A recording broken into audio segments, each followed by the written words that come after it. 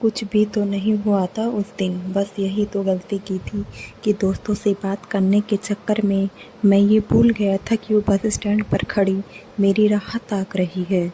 और 10-15 मिनट में भागता हुआ उसके पास आ ही तो गया था, लेकिन पता नहीं क्यों उसका चेहरा तमतमाया हुआ था।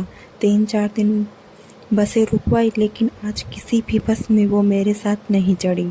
उसकी इन हरकतों और चुप्पी से चिढ़कर हमने भी बसों को रोकना छोड़ दिया और किनारे पर एक कुर्सी पर बैठ गया। मन ही मन उस पर बहुत गुस्सा आ रहा था। सोच रहा था खामखा इसे अपने गले बांध लिया। उसे इग्नोर करने के लिए मैं भी मोबाइल में गेम खेलने लगा। थोड़ी देर में उसका मैसेज आया, ऑटो में बैठ जाइए। मोबाइल से ध्यान हटाकर देखा तो सामने खड़े एक ऑटो में वो मैं दूसरी तरफ मुंह करके बैठी हुई थी और ऑटो वाला मेरी तरफ देख रहा था। शायद उसे बता दिया होगा कि मैं उसके साथ ही आऊँगा। मैंने सोचा इस लड़की से ज़्यादा पंगा लेना ठीक नहीं।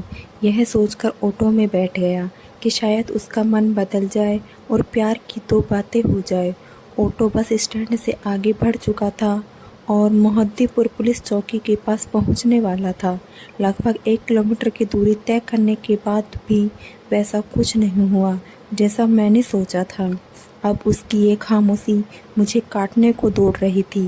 कभी खुद पर चिढ़ हो रही थी कि आखिर क्यों उसके साथ ऑटो में आया, तो कभी उसे ऑटो से धक्का देने का मन कर रहा था। बस स्टैंड से नंदानगर की वो करीब 3 किलोमीटर की दूरी आज 3000 किलोमीटर लग रही थी। ऐसा लग रहा था जैसे ये रास्ते कट ही नहीं रहे हों। रामगढ़ ताल, जिसका दृश्य मुझे बेहद मनोहारी लगता है, वो भी गुजर रहा था, लेकिन उसे देखकर मेरे मन में आज कोई उत्साह नहीं आया। इस भीड़-भाड़ और गाड़ियों की शोर शराबे के बीच भी मुझे उसकी एक खामोशी कचोट रही थी। थोड़ी देर में नंदानगर भी आ गया। उसने एयरफोर्स पुलिस चौकी के पास ऑटो रुकने का इशारा किया। ऑटो से उतरते वक्त उसने कहा, अब समझ में आया तुम्हारे बिना वो 15 मिनट मैंने बस स्टैंड कैसे गुजारे होंगे।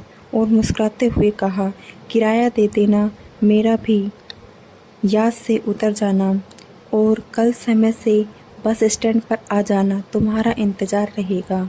मैंने भी एक मुस्कुराहट के साथ हामी भरी और ऑटो वाले से बोला, भैया आगे चलो।